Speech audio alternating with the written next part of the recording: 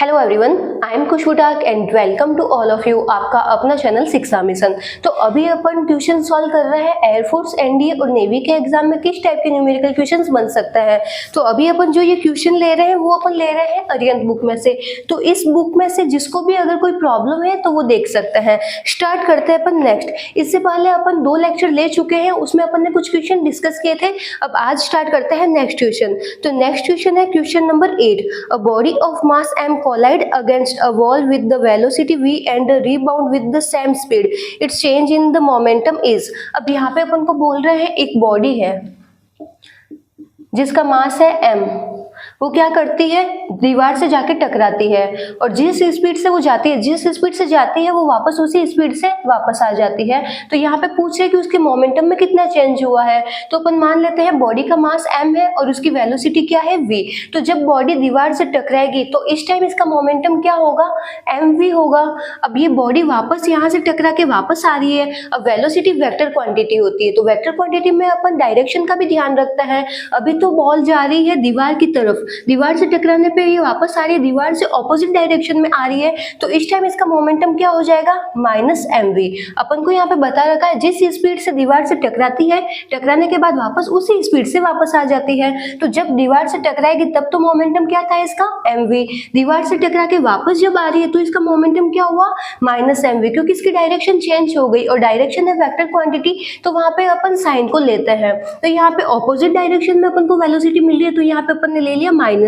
तो इसका मोमेंटम ये मिला। अब मोमेंटम में कितना चेंज हुआ, जब गई थी तब तो मोमेंटम था mv माइनस, बाद में मोमेंटम क्या मिला अपन को, -mv। माइनस और माइनस प्लस, तो ये अपन को क्या मिला, 2mv। तो मोमेंटम में चेंज अपन को क्या मिला, 2mv। ये है इनिशियल मोमेंटम, ये है फाइनल मोमेंटम। दोनों में चेंजेस अपन, मोमेंटम में चेंज अपन को कैसे मिलेगा, initial momentum minus final momentum is equal to change in momentum. जब गई थी तब तो मोमेंटम था mv, जब वापस आई तब मोमेंटम था -mv। तो ये अपन को चेंज इन मोमेंटम क्या मिल गया अपन को, 2mv। और ये मिलता है अपन को ऑप्शन नंबर ए में। तो option A is correct answer. Next question देखते हैं। तो नेक्स्ट क्वेश्चन है a ball is drop from a height h on the ground if the coefficient of restitution is e, the height to which the ball goes up after it rebounds for the n time. अब यहाँ पे अपन को बोल रहे हैं एक ball को अगर अपन ग्राउंड पे नीचे की तरफ गिरा दें तो ये अगर बॉल n बार वापस उछल के ऊपर की तरफ आएगी तो ये कितनी हाइट को कवर करेगी। तो यहाँ पे इसका फॉर्मूला होता है अगर बॉल h बार वापस ऊपर की तरफ आती है उछल के तो उस टाइम वो कितनी हाइट को कवर करती है, तो hn होता है e की पावर 2n इंटू h। जहाँ पे h होता है अपन उसको पहली बार में किस हाइट से गिरा रहे हैं, अपन इसको पहली बार अगर h हाइट से गिरा रहे हैं तो ये वापस यहाँ से आएगी, जमीन से टकराने के बाद वापस कुछ ऊपर जाएगी, वापस नीचे आएगी, वापस ऊपर जाएगी। तो अगर n टाइम्स में ये कितनी हाइट को कवर कर रही है, अगर n बार ये ऊपर की तरफ उछल के आ रही है तो कितनी हाइट को कवर करेगी, उसका फॉर्मूला होता है hn is equal to e की पावर 2n इंटू h। जहाँ h होती है ओरिजिनल हाइट, अपन कितनी हाइट से गिरा रहे हैं, और ये अपन को मिलता है यहाँ पे ऑप्शन ए। ऑप्शन ए में अपन को बता रखा है अपन इस बॉल को किस हाइट से गिरा रहे हैं, स्मॉल h हाइट से गिरा रहे हैं, तो वो n टाइम्स में कितनी हाइट को कवर करेगी, तो e की power 2n into h। Option A is correct answer. Next question देखते हैं। तो नेक्स्ट क्वेश्चन है a ball is drop from a height h if the coefficient of restitution be e, then to what height will it rise after jumping twice from the ground. अब यहाँ पे अपन को बोल रहे हैं अपने पास में जो एक बॉल है उस बॉल को अपन ग्राउंड पे गिरा रहे हैं, तो बॉल वापस दूसरी बार जब उछल के ऊपर की तरफ आएगी तो वो कितनी हाइट को कवर करेगी। तो यहाँ पे अपन को बताना है दूसरी बार का अपन को पूछ रहे हैं। n की वैल्यू यहाँ पे क्या है, 2 है। बॉल को अपन पहले यहाँ से h हाइट से नीचे की तरफ गिरा रहे हैं, बॉल जाएगी जमीन से टकराएगी, पहली बार उछल के इतनी आएगी, वापस नीचे जाएगी, दूसरी बार उछल के वापस जब इतनी हाइट को कवर करेगी तो अपन को इस हाइट की वैल्यू पूछ रहे हैं, h डैश की वैल्यू पूछ रहे हैं। अभी अपन ने फॉर्मूला देखा था n हाइट के लिए अपन फॉर्मूला लगाते हैं a की पावर 2n इंटू h। अब h क्या है, ओरिजिनल हाइट, इसको किस हाइट से यहाँ से गिरा रहे हैं। अब यहाँ पे दूसरी बार के लिए पूछ रहे हैं तो n की वैल्यू यहाँ पे अपन पुट कर देंगे 2, तो 2 इंटू 2 इंटू h, तो यहाँ से मिला e की पावर 4 इंटू h, और ये मिलता है अपन को d में। तो option D is correct answer. Next question देखते हैं। तो नेक्स्ट क्वेश्चन है a particle of mass m moving with velocity v collide with another heavy particle at rest of mass 2m and stick together the velocity of this system will be. अब यहाँ पे अपन को बोल रहे हैं अपने पास में दो ऑब्जेक्ट है, एक ऑब्जेक्ट है उसका तो मास है m और वो v वेलोसिटी से आगे की तरफ जा रहा है, दूसरा ऑब्जेक्ट है उसका मास है 2m और वो रेस्ट कंडीशन में रखा हुआ है। अब यहाँ पे बोल रहे हैं ये इसकी वेलोसिटी है और ये रेस्ट कंडीशन में है, तो ये इससे टकराएगा, इन दोनों के बीच में कॉलिजन होगा और कॉलिजन होने के बाद में m और 2m मास दोनों ही आपस में एक साथ चिपक जाता है और कंबाइंड वेलोसिटी से आगे की तरफ जा रहे हैं। तो यहाँ पे अपन को कंबाइंड वेलोसिटी vc की वैल्यू पूछ रहे हैं। अब यहाँ पे अपन देखते हैं अगर कोई भी कॉलिजन हो उसमें हमेशा मोमेंटम कंजर्व रहता है, तो यहाँ पे भी अपन क्या अप्लाई करेंगे, कंजर्वेशन ऑफ लीनियर मोमेंटम। इसका मोमेंटम अपन को क्या मिला, mv। ये बॉडी रेस्ट में है तो इसका मोमेंटम अपन को क्या मिलेगा, जीरो, क्योंकि इसकी वेलोसिटी जीरो है, मास इंटू वेलोसिटी क्या हो जाएगा, जीरो, तो मोमेंटम मिला इसका जीरो। ये है बिफोर कॉलिजन। कॉलिजन होने के बाद में अपन को मोमेंटम क्या मिलेगा, दोनों बॉडी आपस में चिपक जाएगी, तो अपन को इसका कंबाइंड मास कितना मिला, m इसका और 2m इसका, तो इसका कंबाइंड मास क्या हो गया, m प्लस 2m। और ये किस वेलोसिटी से आगे की तरफ जा रहे हैं, vc वेलोसिटी से आगे की तरफ जा रहे हैं। तो यहाँ से इसको सॉल्व कर लेंगे, mv इज इक्वल टू, ये अपन को मिला 3m कंबाइंड वेलोसिटी, m से m कैंसिल आउट हो जाएगा तो vc की वैल्यू अपन को क्या मिलती है, v/3। तो कॉलिजन होने के बाद दोनों बॉडी जब आपस में चिपक जाती है तो वो v/3 की वेलोसिटी से आगे की तरफ जा रही है। Option C is correct answer. Next question देखते हैं। तो नेक्स्ट क्वेश्चन है a particle of mass m is moving with velocity v this particle directly collide with another particle at rest of the same mass elastically after collision the velocity of the first particle will be. अब यहाँ पे अपन को बोल रहे हैं दो particle है, एक पार्टिकल है वो तो है v वेलोसिटी से आगे की तरफ जा रहा है और दूसरा पार्टिकल है वो रेस्ट कंडीशन में रखा हुआ है। दोनों ही पार्टिकल के अपन को मास क्या दे रखे हैं, इक्वल दे रखे हैं। अब इन दोनों के बीच में जो कॉलिजन हो रहा है वो क्या बता रखा है, इलास्टिक कॉलिजन हो रहा है। इलास्टिक कॉलिजन में क्या होता है, मोमेंटम तो कंजर्व रहता ही रहता है, साथ में काइनेटिक एनर्जी भी कंजर्व रहती है। इलास्टिक में मोमेंटम और काइनेटिक एनर्जी दोनों कंजर्व रहती है, जबकि इन इलास्टिक में मोमेंटम तो कंजर्व रहेगा लेकिन काइनेटिक एनर्जी कंजर्व नहीं रहेगी। अब यहाँ पे अपन को बता रहे हैं कि काइनेटिक एनर्जी क्या है, कंजर्व है, तो इन दोनों के बीच में टक्कर होगी और टक्कर होने के बाद अपन को पूछ रहे हैं जो फर्स्ट ऑब्जेक्ट है उसकी वेलोसिटी क्या होगी।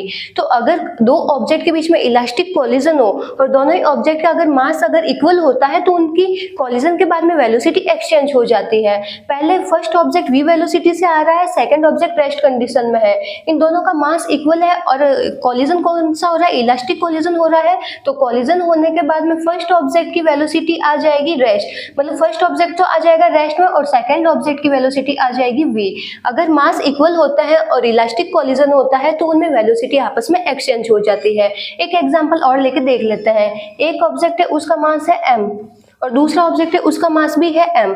फर्स्ट ऑब्जेक्ट की वेलोसिटी अपन मान लेते हैं 4, सेकंड ऑब्जेक्ट की वेलोसिटी अपन मान लेते हैं 2। इन दोनों के बीच में इलास्टिक कॉलिजन हो रहा है, तो कॉलिजन होने के बाद में अपन देख रहे हैं दोनों ऑब्जेक्ट का मास इक्वल होता है, तो मास इक्वल है और इलास्टिक कॉलिजन होता है तो इसमें वेलोसिटी एक्सचेंज हो जाएगी कॉलिजन के बाद में। तो फर्स्ट ऑब्जेक्ट की वेलोसिटी तो हो जाएगी 2 और सेकंड ऑब्जेक्ट की वेलोसिटी हो जाएगी 4। यही यहाँ पे अप्लाई हुआ है। अगर इलास्टिक कॉलिजन हो और मास इक्वल हो तो कॉलिजन के बाद में वेलोसिटी आपस में एक्सचेंज हो जाएगी, तो फर्स्ट ऑब्जेक्ट अब आ जाएगा रेस्ट में और सेकंड ऑब्जेक्ट v वेलोसिटी से आगे की तरफ जाएगा। तो यहाँ पे अपन को मिलता है 0। Option D is correct answer. Next question देखते हैं। तो नेक्स्ट क्वेश्चन है a particle of mass m moving eastward with a speed v collide with another particle of the same mass moving northward with the same speed v the new particle of mass 2m will move in north east direction with a velocity. अब यहाँ पे अपन को बोल रहा है अपने पास में दो पार्टिकल है, एक पार्टिकल है उसका मास है m और वो v वेलोसिटी से नॉर्थ डायरेक्शन में जा रहा है, दूसरा पार्टिकल है उसका मास भी है m और वो v वेलोसिटी से ईस्ट डायरेक्शन में जा रहा है। दोनों के बीच में यहाँ पे टक्कर होगी, ये है ऑब्जेक्ट m और ये भी है ऑब्जेक्ट m, तो इनका अपन को कंबाइंड मास क्या मिला, 2m मिला और ये क्या कर रहे हैं, नॉर्थ ईस्ट डायरेक्शन में जा रहे हैं। तो यहाँ पे अपन को इसकी पूछ रहे हैं इसकी वेलोसिटी क्या होगी। अपन को कंबाइंड सिस्टम है, कंबाइंड सिस्टम की वेलोसिटी अपन को फाइंड आउट करनी है। तो अपन देखते हैं पहले जो फर्स्ट ऑब्जेक्ट है, फर्स्ट ऑब्जेक्ट की अपन को वेलोसिटी क्या मिल रही है, ऊपर की डायरेक्शन में मिल रही है, ये जा रहा है ऊपर की तरफ। और जो ये सेकंड ऑब्जेक्ट है, सेकंड ऑब्जेक्ट किधर आ रहा है, ईस्ट डायरेक्शन में आ आ रहा है तो इसकी अपन को वेलोसिटी किधर मिल रही है, इधर मिल रही है। अब जो वेलोसिटी है वो है वेक्टर क्वांटिटी। कॉलिजन होने के बाद में दोनों ही ऑब्जेक्ट कहाँ जा रहे हैं, कॉलिजन होने के बाद में दोनों ही ऑब्जेक्ट जा रहे हैं नॉर्थ ईस्ट डायरेक्शन में, तो ये यहाँ से कितना एंगल बनाएंगे 45 और यहाँ से भी बना रहे हैं 45। अब अपन वेलोसिटी को, इस वेलोसिटी को ना कंसीडर करके अपन इस वेलोसिटी को कंसीडर करेंगे कि कॉलिजन होने के बाद में ये किस डायरेक्शन में जा रहे हैं, नॉर्थ ईस्ट डायरेक्शन में जा रहे हैं, तो नॉर्थ ईस्ट डायरेक्शन में इसकी वेलोसिटी क्या होगी, तो फर्स्ट ऑब्जेक्ट की वेलोसिटी अपन को नॉर्थ ईस्ट डायरेक्शन में क्या मिल जाएगी, v cos 45, और इसकी भी अपन को वेलोसिटी नॉर्थ ईस्ट डायरेक्शन में क्या मिल जाएगी, v cos 45। अब यहाँ पे अपन लगा देते हैं conservation of linear momentum. cos 45 की वैल्यू क्या होती है 1/√2, तो इसकी वेलोसिटी अपन को मिल रही है v/√2।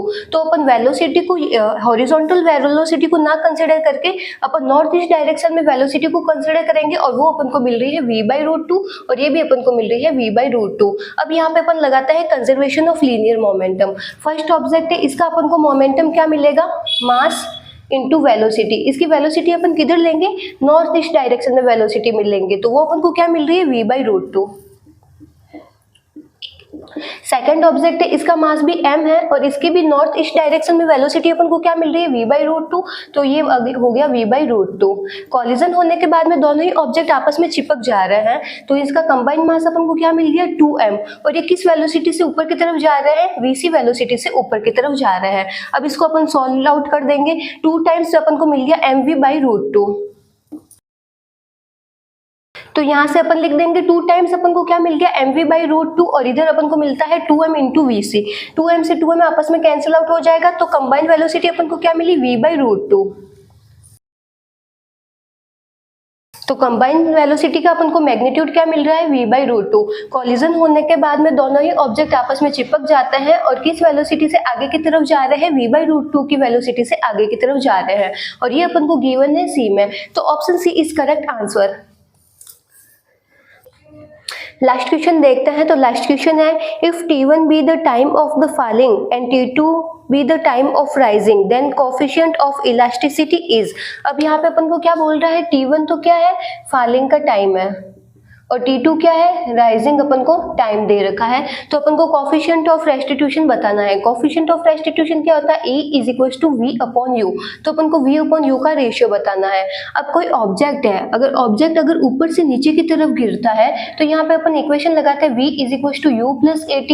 तो कोई भी ऑब्जेक्ट अगर ऊपर से नीचे की तरफ गिरेगा तो उस टाइम उसकी वेलोसिटी, इनिशियल वेलोसिटी क्या दे रखी है, 0 दे रखी होती है, तो यहाँ से अपन को v क्या मिलेगा, u की वैल्यू तो मिल गई अपन को 0 + a अपन को किसके बराबर मिलेगा, ग्रेविटी के बराबर मिलेगा। और कोई भी ऑब्जेक्ट जब नीचे की तरफ आता है तो उस पे ग्रेविटेशनल एक्सेलरेशन क्या लगता है, +g, तो यहाँ पे a की जगह पर ले लेंगे g और यहाँ से फॉलिंग टाइम अपन को क्या दे रखा है t1, तो ये हो गया t1, तो यहाँ से अपन को v किसके बराबर मिला, g t1 के बराबर मिला। अब सेकंड में बोल रहा है कोई ऑब्जेक्ट नीचे से ऊपर की तरफ जा रहा है, राइजिंग टाइम अपन को दे रखा है t2, तो वापस अपन इक्वेशन लगाते हैं v = u + at। कोई भी ऑब्जेक्ट अगर नीचे से ऊपर की तरफ जा रखा होता है तो उस टाइम v की वैल्यू 0 होती है, हाईएस्ट पॉइंट पे क्या होगी, वेलोसिटी 0 हो जाएगी, तो v की वैल्यू यहाँ पे क्या हो जाएगी 0, तो 0 दे रखा है अपन को और u अपन को इनिशियल वेलोसिटी गिवन होती है, तो यहाँ से अपन को मिलता है u। अब कोई भी ऑब्जेक्ट ऊपर की तरफ जा रहा होता है तो अपन ग्रेविटी के अगेंस्ट जा रहा है, तो यहाँ पे क्या लेता है -g, a की जगह आ जाएगा -g और टाइम क्या दे रखा है t2, तो यहाँ से u अपन को क्या मिल रहा है g t2। अब अपन को कोफिशिएंट ऑफ रेस्टिट्यूशन निकालना है। कोफिशिएंट ऑफ रेस्टिट्यूशन क्या होता है, E = v/u होता है। v की वैल्यू अपन को कितनी दे रखी है, g t1, और u की वैल्यू अपन ने कितनी निकाली, g t2।